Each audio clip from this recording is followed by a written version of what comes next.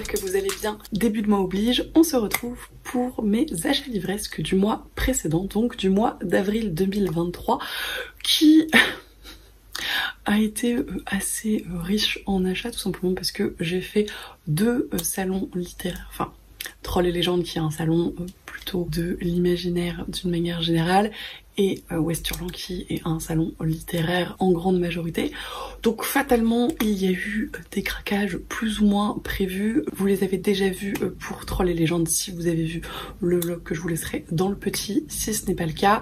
Pour Westurland, le vlog ne devrait pas tarder si j'arrive à le goupiller comme je veux, mais du coup je vais vous les présenter en avant-première si on veut. Toujours est-il que entre ces salons et les bien trop nombreuses sorties prévues en avril, ma pile à lire a encore fait un petit bond relativement raisonnable, cela étant dit, parce que mon rythme de lecture en avril a été plutôt pas trop mal et je suis toujours dans l'optique d'essayer de lire au maximum les livres que j'achète au fur et à mesure. Alors il y a des petites variations, mais globalement je suis assez satisfaite du rythme que j'arrive à instaurer, donc on va essayer encore une fois de maintenir cette lancée pour les mois à venir. Et il va falloir de toute façon, parce que là il y a beaucoup trop de livres qui me font extrêmement envie et qu'il faut que je sorte de ma pile à lire avant qu'ils y prennent racine. Bref, vous l'aurez compris, j'ai encore une fois bien trop de livres à vous présenter et je vous propose qu'on commence tout de suite. Et j'ai commencé le mois d'avril avec une petite commande d'occasion pour les Explora-livres du mois. Je me suis donc trouvé L'épée, la famine et la peste, le tome 2 de Aurélie Wallenstein aux éditions Scrinéo, qui est vraiment en excellent état et que j'ai payé du coup un petit peu moins cher que le neuf, ce dont j'étais absolument ravie. Je ne vous en ai pas encore parlé, mais le live Explora-livre aura lieu mercredi 10 mai à 20 h sur ma chaîne si vous voulez connaître mon avis, ainsi que celui de Juliette de la chaîne Livre et Sortilège et de Lucie de la chaîne Lucie a lu. Je ne vous spoile pas, mais du coup je l'ai déjà lu et on en reparle très très vite. Autre Explora-livre du mois, mais en anglophone cette fois-ci, The Drawn Woods de Emily Lloyd Jones, que j'ai trouvé d'occasion pas très cher dans la très jolie édition. Je crois que c'est Illmicrate, mais je ne suis pas sûre. En tout cas je l'aime beaucoup, je la trouve très chouette. On est actuellement le 1er mai quand je vous filme cette vidéo et c'est encore ma lecture en cours sur laquelle j'ai pas énormément avancé, et sachant que le live c'est mercredi dans 2 jours, donc le 3 mai à 20 h sur la chaîne de Livre et Sortilège, il va falloir que je me bouge un petit peu les fesses. Pour l'instant j'aime beaucoup ma lecture, mais voilà, j'ai un petit peu de mal à me remettre dans le mood de lire en anglais, donc voilà, il faut que j'accélère un petit peu le rythme sur les quelques jours qu'il me reste, mais ça devrait le faire parce qu'il fait pas non plus 500 pages, hein, il va faire un petit peu plus de 300, donc ça devrait se lire assez vite. On vous en reparle de toute façon, toujours avec Juliette et Lucie, et j'ai hâte de vous en parler, même si pour ça il faudrait déjà que je le termine. Je me suis pris un 3e livre d'occasion, mais dont je ne vous parlerai pas plus ici puisque c'est dans le cadre d'un projet un petit peu surprise avec Juliette et Lucie, donc on vous en reparlera toutes les 3 en temps utile, mais voilà, c'est un petit teasing, c'est gratuit. Ensuite j'ai reçu une contrepartie Ulule que j'attendais avec impatience parce qu'il est déjà sorti depuis quelques mois, mais je pense que mon colis s'est égaré, donc la maison d'édition qui organisait le Ulule me l'a renvoyé un petit peu plus tard. Donc c'est Type Song de Wendy Xu qui est publié aux éditions Bliss, que j'apprécie particulièrement. Je trouve que c'est une maison d'édition de bande dessinée qui fait toujours un super travail éditorial et avec des publications qui changent un petit peu. Je l'ai déjà lu, je vous en reparle rapidement en dernière lecture graphique, mais c'était très chouette. J'ai beaucoup aimé l'univers aquatique, un petit peu magique, et puis les questionnements de cette histoire, donc c'était très chouette et je vous en donne des nouvelles très bientôt. Et on va passer maintenant à mes achats Trolls et légendes que vous avez d'ores et déjà vu si vous avez vu le vlog dédié, mais que je vous représente rapidement au cas où vous étiez passé à côté. Le premier et le seul que j'ai déjà lu pour l'instant, c'est La fille aux mains magiques de Neddy Okorafor, illustré par Zariel aux éditions ActuSF Graphics. C'est leur petite collection de novellas illustrées qui est absolument magnifique. Ce sont tous des hardbacks avec une jaquette et vraiment les objets livres sont incroyables. Celui-ci me faisait très envie. Lucie en avait extrêmement bien parlé. Ça va parler du dessin dans la culture nigérienne et de tout ce que ça peut apporter à soi-même et aux autres, et c'est une lecture du coup que j'ai déjà faite, que j'ai absolument adorée et dont je vous reparle également très vite. Un livre qui n'était pas du tout prévu, que je ne connaissais absolument pas, mais sur lequel j'ai craqué grâce aux excellents conseils de Anouk Faure, l'autrice de La Cité diaphane, Et à la suite de ma lecture du résumé qui m'a absolument transportée, Malou d'Ivray de Gwen Guilin aux éditions du Penseur, que encore une fois je ne connaissais pas du tout, même si j'aime plutôt leur charte graphique. Je trouve que c'est assez sobre mais ça fonctionne très bien. Tous leurs livres sont sur ce format là avec différentes couleurs et c'est assez sympa je trouve. Je ne sais pas trop ce que ça donne, je l'ai vu passer absolument nulle part, mais a priori c'est de la fantasy où la question de la rumeur, du ragot, du on-dit va construire l'histoire à proprement parler et ça va être au lecteur de démêler un petit peu le vrai du faux. En tout cas c'est ce que j'en ai compris et ça me tente vraiment énormément. Je me le suis fait du coup dédicacé par l'autrice à l'occasion du salon et j'ai très hâte de le lire. Je pense que ça va être assez vite fait parce qu'il est vraiment pas très long, il fait moins de 300 pages donc j'ai vraiment envie de le découvrir rapidement. Celui-ci était complètement prévu et me tentait depuis sa sortie vu la beauté de l'objet livre. Mystic Flown de Dana B. Chalice aux éditions Gulfstream qui encore une fois font toujours un sublime travail éditorial. Vraiment je suis fan de cette jaquette, je suis fan du livre en lui-même, je le trouve absolument magnifique. Je ne sais plus trop de quoi il est question, je crois qu'il y a des automates, des espèces de robots, mais je n'en suis même plus sûre. Mais j'ai vu de très bons avis sur cette sortie et encore une fois l'autrice en parlait très bien.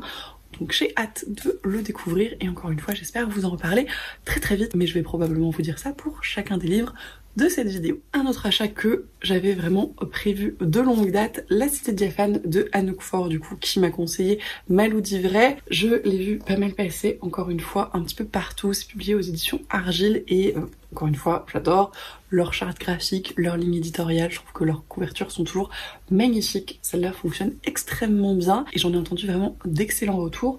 Donc il me tardait de le tenter et encore une fois il n'est pas très long donc j'espère que je pourrais le lire rapidement et vous dire ce que j'en pense. Et les deux derniers, je pense que c'était ceux qui étaient le plus prévus de longue date et c'est les deux prochains Explora-livres francophones.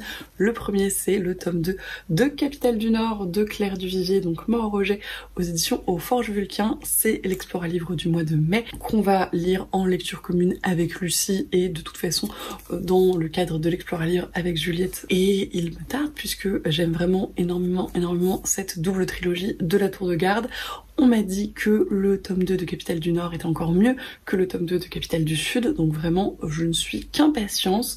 Il va être très rapidement lu, vous l'aurez compris, ce mois-ci. Faut juste qu'on arrive à se le caser entre nos 12 lectures communes avec Lucie, mais on va se débrouiller. Et en tout cas, j'ai très hâte. Et sans grande surprise du coup, le troisième tome de Capitale du Sud, Les Contes Suspendus de Guillaume Chamanadian, toujours aux éditions des Forges Vulcain, toujours avec leur couverture formidable qui je trouve raconte une histoire à elle toute seule et que j'aime beaucoup. J'ai très hâte mais j'ai très peur de découvrir la suite et la fin de la trilogie de Capitale du Sud. Celui-ci c'est l'Explora-livre du mois de juin donc ce sera pas tout de suite, mais je suis très contente de me l'être procuré à Trolls et Légendes, de l'avoir fait dédicacer, d'avoir pu discuter avec les autoristes dans la foulée, c'était vraiment super sympa et voilà, il est un petit peu plus gros que les précédents donc je pense que ça présage vraiment une conclusion en apothéose. En tout cas, il me tarde et on vous en reparlera de toute façon en juin. Ensuite, et c'est finalement là que les ennuis commencent puisque le début du mois d'avril était somme toute relativement raisonnable.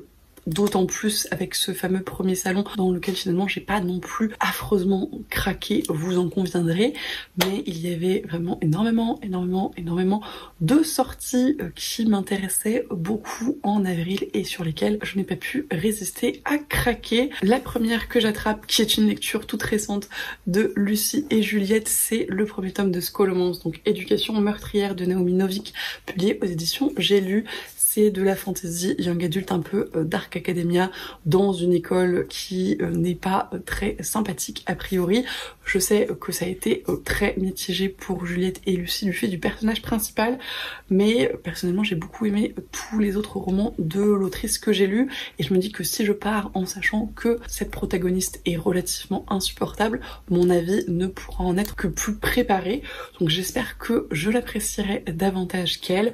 Encore une fois, j'espère le lire assez vite parce qu'il est vraiment pas très long et que c'est du young adulte, donc en théorie ça va aller relativement vite quand même. Encore une fois, j'espère vous en reparler bientôt. Une des sorties qui me faisait le plus envie, bien évidemment, c'est le deuxième projet secret de Brandon Sanderson après l'excellente lecture qu'a été 13 de la mer émeraude. On est extrêmement impatiente de le découvrir avec Lucie et c'est donc Manuel de survie du sorcier frugal dans l'Angleterre médiévale, qui est un titre assez impressionnant, n'est-ce pas? Donc, de Brandon Sanderson aux éditions Le Livre de Poche, illustré par Steve Argyle, je ne sais pas, qui est très joli en hardback, complètement illustré. Les couvertures sont toujours un petit peu particulières. Alors moi c'est pas forcément un style qui me dérange, mais je conçois que peut-être que c'était pas forcément le choix le plus approprié en fonction de l'histoire à voir. En tout cas, j'ai très hâte. C'est une de nos nombreuses lectures communes prévues pour le mois de mai avec Lucie. Donc celui-là, je ne suis pas inquiète, il sera très vite lu et j'ai hâte de voir ce que ça donne. Un deuxième tome que j'attendais avec impatience pour me faire une idée sur la saga, parce qu'on m'a dit et j'ai entendu un petit peu partout que ça s'améliorait grandement à partir de ce deuxième tome et que le premier était finalement une sorte de préquel introductif, pas forcément extrêmement agréable. C'est le second tome de la saga d'Oren, donc Glint, de Raven Kennedy aux éditions Hugo Roman Romantessi. J'ai plutôt apprécié le premier tome, même si à mon sens il est problématique à plein de niveaux et que j'ai des grandes espérances pour ce second tome et les évolutions qu'il présage pour que vraiment voilà on traite les sujet problématique comme tel, j'espère en tout cas. Du coup j'ai assez hâte de me plonger dedans et de voir ce que ça donne. Le premier tome s'est lu extrêmement vite, donc j'ai peu d'inquiétude encore une fois pour celui-ci et je vais vraiment essayer de me le caser en mai pour voir un petit peu ce qu'il en est et je vous en reparle à ce moment-là. Une autre des sorties que j'attendais avec le plus d'impatience ce mois-ci, dans ma grande passion du moment pour les réécritures mythologiques inspirées des femmes de la mythologie et dans un versant un petit peu plus féministe, Pénélope Reine d'Ithaque de Claire North aux éditions Hauteville, qui ont fait un travail éditorial formidable. J'ai gardé le bandeau moche, je pense que ça me servira en marque-page, mais il est vraiment absolument magnifique et je suis ravie de me l'être procuré. J'aime beaucoup le personnage de Pénélope dans la mythologie, je l'ai d'autant plus apprécié dans l'Odyssée de Pénélope de Margaret Atwood, donc je suis très curieuse de voir ce que cette réécriture là va apporter de plus et en quoi je vais pouvoir comparer ces deux récits et voilà. Il me tarde encore une fois de le lire et de vous en reparler. Et je vous le disais, mais le mois d'avril était extrêmement riche en sorties très attendues de ma part et ce troisième tome ne fait pas exception. C'est donc la suite de From Blood and Ash, La couronne d'os dorée de Jennifer Armentrout aux éditions de Saxieuse, qui est toujours sous blister mais qui probablement ne va pas l'être pour très longtemps. Si vous me suivez depuis un moment, vous avez vu que j'ai beaucoup apprécié les deux premiers tomes de cette série de Romantessi et vu la fin du deuxième, je suis très impatiente de lire la suite et de voir comment ça évolue. C'est un bon pavé mais c'est de la Romantessi et avec le style de Jennifer Armentrout, ça se lit extrêmement vite, donc encore une fois, je ne suis pas trop inquiète. Même si j'espère le lire en mai et qu'on verra parce que j'espère tout lire en mai, donc ne soyons pas trop optimistes non plus. Mais en tout cas, il me tarde et je vous en reparle, je l'espère, très vite. Celui-ci m'intrigue beaucoup et j'ai longuement hésité à me le procurer, mais bien évidemment j'ai craqué devant la beauté de l'objet livre et les premiers retours que j'ai vu passer qui étaient absolument excellent, d'autant que c'est de la fantasy avec une réécriture de contes et de légendes asiatiques, donc qui m'intriguait d'autant plus. Et c'est donc 6 couronnes écarlates, donc de Isabelle Lim aux éditions Rajo, qui ont encore une fois fait un sublime travail éditorial. Je suis extrêmement fan de cette couverture et je trouve que le jaspage va très bien avec. C'est a priori entre la réécriture du conte des frères Si ou un truc comme ça, je sais plus exactement comment il s'appelle, mais de ce conte où une jeune fille est maudite et a ses frères qui se transforment en cygnes quand elle parle, et d'un conte japonais ou asiatique, je ne sais plus. Donc je trouvais le mélange plutôt prometteur, plutôt intéressant. J'ai très hâte de voir ce que ça donne et encore une fois j'espère vous en reparler rapidement. Une sortie d'une autrice que j'affectionne particulièrement, dont j'ai absolument adoré la première saga de fantasy, mais comme beaucoup de monde me direz-vous, Ici et seulement ici de Christelle Dabos aux éditions Gallimard Jeunesse, qui est tout petit, qui est un roman un petit peu ovni a priori. Alors j'ai essayé de ne pas trop lire les avis qui sortaient depuis la sortie de cet ouvrage pour voilà, rester un petit peu dans le flou et ne pas trop en savoir pour pouvoir me faire mon propre avis. J'en ai vu des très bons retours, des gens qui étaient un petit peu perturbés par la forme du récit, mais voilà, je n'en sais pas plus. Encore une fois, il est tout petit, j'espère le lire assez rapidement et vous en reparler en essayant de ne pas trop vous spoiler non plus, ce serait un petit peu dommage, mais voilà, je suis très intriguée et encore une fois, j'espère le lire très très vite. Et le dernier livre de cette commande, c'est le seul qui n'était pas une précommande, mais c'est la suite et la fin d'une trilogie que j'affectionne particulièrement et qu'il me tarde de finir maintenant qu'ils ont enfin traduit l'ultime volume. La Marque des Anges, le 3e tome, Au-delà des légendes de Laini Taylor, aux éditions Gallimard Jeunesse. J'ai les 2 premiers tomes dans la vieille édition qui n'est pas incroyable au niveau couverture, j'aime davantage celle-ci que je trouve un petit peu plus moderne et un petit peu plus représentative de l'univers, même si peut-être un petit peu trop moderne à ce niveau-là. Toujours est-il que c'est une série de fantasy young adulte avec un univers très très très original et une héroïne très sympathique et vraiment un côté un petit peu onirique que j'affectionne particulièrement. J'aime énormément la plume de l'autrice que j'ai absolument adorée dans Le Faiseur de rêves et voilà. Il fallait que je termine cette trilogie. Je me suis tâtée un long moment à la lire en VO parce qu'il ne semblait pas vouloir la traduire, mais Laini Taylor en anglais c'est pas non plus extrêmement accessible. Donc quand enfin la maison d'édition s'est décidée à le publier en français, je me suis jetée dessus. Je pense qu'on va se faire une relecture avec Juliette de la chaîne Livre et Sortilège parce que du coup ma lecture des 2 premiers tomes remonte énormément et que je suis pas certaine de pouvoir autant profiter de ce dernier tome si je ne relis pas les précédents. On va voir, toujours est-il que je suis très contente de m'être procuré celui-ci et je pense que je vous reparle de la série assez vite. Ensuite, et pour la première fois de ces vidéos achats livresques, je vais vous présenter des livres qui ne sont pas des achats livresques du tout. J'ai reçu ce mois-ci mes 2 premiers services presse papier pour lesquels je suis absolument extrêmement reconnaissante. J'ai bien conscience de la chance que c'est et de la confiance des maisons d'édition et je suis absolument ravie.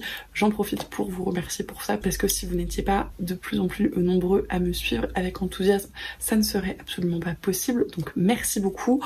Toujours est-il que j'ai reçu de la part des éditions Albin Michel Imaginaire le 3e et dernier tome des Maîtres enlumineurs, donc L'Éther close de Robert Jackson Bennett aux éditions Albin Michel Imaginaire. Vous l'aurez compris, c'est le 3e et dernier tome d'une trilogie de fantasy que j'affectionne particulièrement. Je vous en ai déjà parlé à plusieurs reprises tant je trouve le système de magie hyper original et absolument passionnant.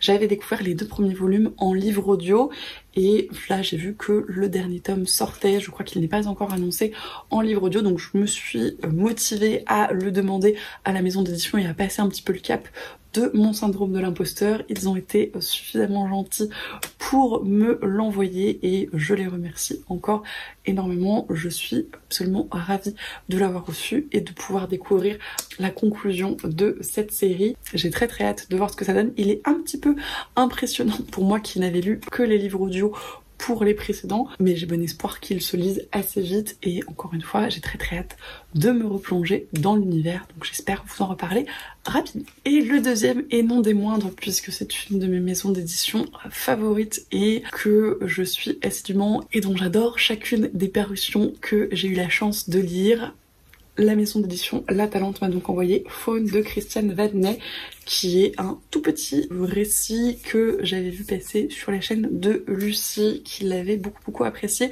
même si encore une fois c'est un espèce d'ovni littéraire. Le libraire de La Talente m'a expliqué que un de leurs éditeurs était allé au Canada et avait fait un petit peu le tour des librairies là-bas pour leur demander leur coup de cœur du moment. Il était revenu avec une petite sélection qu'il avait fait lire à son équipe et il avait sélectionné ce texte-là et un autre texte à paraître en automne. Ils avaient tous eu un beau coup de cœur pour ce récit qui est vraiment très particulier et qui sort de tout ce que j'ai pu lire précédemment. Je l'ai donc déjà lu, vous l'aurez compris. c'est allé extrêmement vite et c'était très très intéressant à plein de niveaux, mais je vous en reparle très très vite en dernière lecture. Et je remercie encore bien évidemment la maison d'édition La Talente pour m'avoir fait confiance pour cet ouvrage et pour l'e-book de Lavinia que j'ai eu le plaisir de découvrir en avril également. Je suis vraiment ravie que cette maison d'édition que j'affectionne particulièrement me fasse confiance à ce niveau. Et encore une fois, c'était déjà pas mal, mais je vous l'ai dit en début de vidéo, toute fin avril, le 29 et le 30, se tenait le festival Westurland à Rennes. J'y suis allée avec des amis et bien évidemment, je ne suis pas repartie les mains vides. J'avais quelques achats prévus, mais il y en a eu un petit peu plus que ce que je n'anticipais. Et bien évidemment, je suis absolument ravie. Ça a été un super week-end, plein de belles rencontres et de super dédicaces et j'ai très très hâte de tout lire, mais du coup il y a pas mal de livres qui se sont rajoutés à ma pile à lire. On commence par un de mes derniers achats, mais probablement un des livres qui me tentait le plus de ce festival et sans lequel j'espérais ne pas repartir, le premier tome de Magic Charlie, L'apprenti de Audrey Alouette aux éditions Gallimard Jeunesse, que je trouve absolument magnifique. C'est de la fantasy jeunesse. J'en ai vu d'excellents retours. Je sais que Alex Bouquin en Prada aime particulièrement cette série notamment et il me tarde de le découvrir depuis des années, donc j'ai très très hâte de voir ce que ça donne. C'est jeunesse, donc je pense que ça va se lire assez vite, je l'espère en tout cas, et encore une fois, je vous en reparle dès que c'est lu. Et Audrey Alouette est donc autrice de romans, mais c'est également une scénariste de bande dessinée, et notamment de la série bande dessinée Princesse Sarah, que j'affectionne particulièrement, sur laquelle j'étais à jour, donc je n'ai pas repris des tomes de cette série, mais c'était l'occasion d'en découvrir une autre qui me faisait envie depuis très longtemps. Le Jardin des Fées de Audrey Alouette donc est illustré par Moretti. Elles travaillent régulièrement ensemble. C'est également le duo de Princesse Sarah. Ici donc le premier tome, Bergère des Fées aux éditions Dracou, maison d'édition de bande dessinée que j'affectionne particulièrement. Cet ouvrage est absolument magnifique et pour le coup déjà lu, c'est l'avantage de la bande dessinée, vous allez me dire. J'ai vraiment beaucoup apprécié ma lecture. Encore une fois, je vous en reparle bientôt en dernière lecture graphique, mais l'autrice m'a dit que le deuxième tome sortait le 17 mai, donc j'ai très hâte. Un autre des livres qui me tentait particulièrement pour ce salon, qui était Les Mondes d'automne de Émilie Kerbalek aux éditions Le Livre de Poche. Il est paru en grand format chez Albin Michel Imaginaire et il a reçu un certain nombre de prix, dont le prix Poche Westurland, donc c'était vraiment l'occasion de se le procurer à ce moment-là. L'autrice était très sympa et voilà, ça a l'air d'être de la science-fiction avec des inspirations asiatiques. Ça m'intrigue beaucoup, j'aime beaucoup cette couverture. J'en ai entendu de très bonnes choses, notamment je crois chez Camelot Magicadou, donc j'ai extrêmement hâte et je vous en reparle quand il sera lu. Je me suis pris un livre d'un auteur dont j'ai déjà un ouvrage mais que je n'ai pas encore lu. Cela étant dit, c'est un auteur anglophone qui n'est pas non plus tous les 4 matins en France et qui était absolument adorable en dédicace, donc c'était autant de raisons pour craquer finalement. Le Porte-Lumière de Hayden Thomas, qui est a priori un premier tome publié aux éditions ActuSF dans la collection Naos. J'adore les couvertures de Hayden Thomas chez ActuSF, mais c'est les couvertures VO. Je trouve qu'elles sont vraiment absolument magnifiques et les objets livres également. Encore une fois, l'auteur était beaucoup trop gentil et c'était vraiment un plaisir, même si j'ai baragouiné de pauvres mots d'anglais, c'était vraiment un super moment. Il me fait très envie. Je crois qu'il y a une réécriture de mythologie et de mythologie qui change un petit peu de ce qu'on peut voir habituellement, donc c'est plutôt très cool. Les retours VO sont excellents. Donc, encore une fois, j'ai très hâte, même si j'ai déjà un livre de l'auteur à lire dans ma palle. Ensuite, j'ai fait un petit craquage chez la maison d'édition Argile qui était présente au festival, avec notamment un auteur que j'ai envie de découvrir depuis un moment avec cet ouvrage, Le Chien du Forgeron de Camille Le Boulanger aux éditions Argile, donc que j'en ai profité pour me faire dédicacer. Il me tente depuis un moment, j'en ai vu d'excellents retours. Camelot Magicadou était présente sur le stand de la maison d'édition quand je me le suis prise et a effectivement confirmé qu'elle l'avait beaucoup apprécié, donc je ne suis pas très inquiète. C'est de la fantasy avec un anti-héros qui est assez sombre et pas très sympathique manifestement, mais avec, de ce que j'ai compris, une narration qui sort un petit peu de l'ordinaire, donc j'ai hâte de voir ce que ça donne. En tout cas, il me fait très envie. Il n'est pas très long et j'espère le lire très vite. Et le deuxième, c'était une avant-première de la maison d'édition à Ouest-Hurlan qui me faisait extrêmement envie, pour laquelle je pensais attendre le mois de juin et sa sortie. Emils de Emmanuelle Chastelière aux éditions Argile, donc toujours, qui est absolument magnifique. Encore une fois, je suis très fan de la charte graphique de cette maison d'édition. On est ici dans une réécriture mythologique de la reine de Carthage, si je ne dis pas de bêtises, et ça a l'air encore une fois d'être dans cette lignée de réécriture mythologique un petit peu féministe avec des personnages féminins intéressants à suivre, donc j'ai hâte de voir ce que ça donne et je vais essayer de le lire avant le mois de juin, mais je pense qu'on va se caler une lecture commune avec Lucie et Juliette au milieu de nos 12 milliards de projets pour vous en reparler un petit peu avant la sortie officielle, ce serait plutôt chouette. J'ai également craqué chez ActuSF pour un autre de leurs petits graphiques novella illustrés, un de ceux qui me faisait le plus envie depuis très longtemps, L'hypothèse du lézard de Alan Moore et Cindy Canevet aux éditions ActuSF Graphique, donc, qui est absolument magnifique, totalement illustré à la fois en noir et blanc et en couleur, et qui m'intrigue particulièrement. Je n'ai pas relu le résumé parce que vraiment il me tentait tellement que ça n'aurait pas changé grand chose, et que comme il est tout petit, j'ai vraiment très envie de me lancer dedans sans trop en savoir. J'ai très hâte de le lire, et celui-là, vu sa taille, je pense que je vous en reparle vraiment très vite. Et le dernier qui était plus ou moins prévu, c'est la dernière parution d'un auteur que j'affectionne particulièrement et dont j'ai beaucoup apprécié la première sortie, Là où règnent les baleines de Jolane C. Bertrand aux éditions L'École des loisirs dans la collection Medium.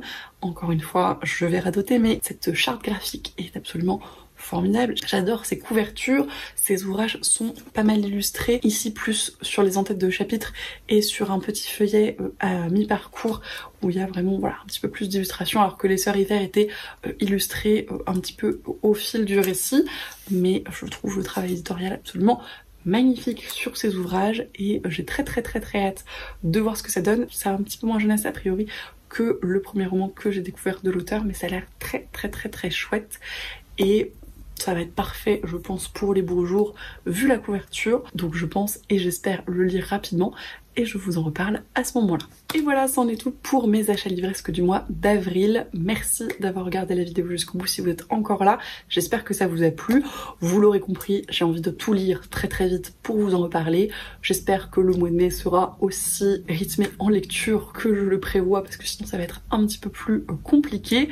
Toujours est-il que je suis absolument ravie de tous ces achats et de ces deux services presse que je vous ai présentés, pour lesquels je suis encore une fois extrêmement reconnaissante pour les maisons d'édition, mais également pour vous et le fait que ce soit possible tout simplement. Donc je vous remercie encore une fois pour ça. Comme d'habitude, n'hésitez pas à me dire si certains des livres que j'ai présentés vous tentent, si vous en avez déjà lu certains, si vous avez lu d'autres livres des auteurices ou d'autres livres des séries que je vous ai présentés. Je vous remercie comme d'habitude pour tous vos commentaires, tous vos messages, tous les échanges qu'on peut avoir. C'est toujours un plaisir de discuter avec vous. Merci encore une fois de me suivre avec enthousiasme, c'est vraiment hyper cool. Je vous souhaite bien évidemment d'excellentes lectures et je vous dis à la prochaine.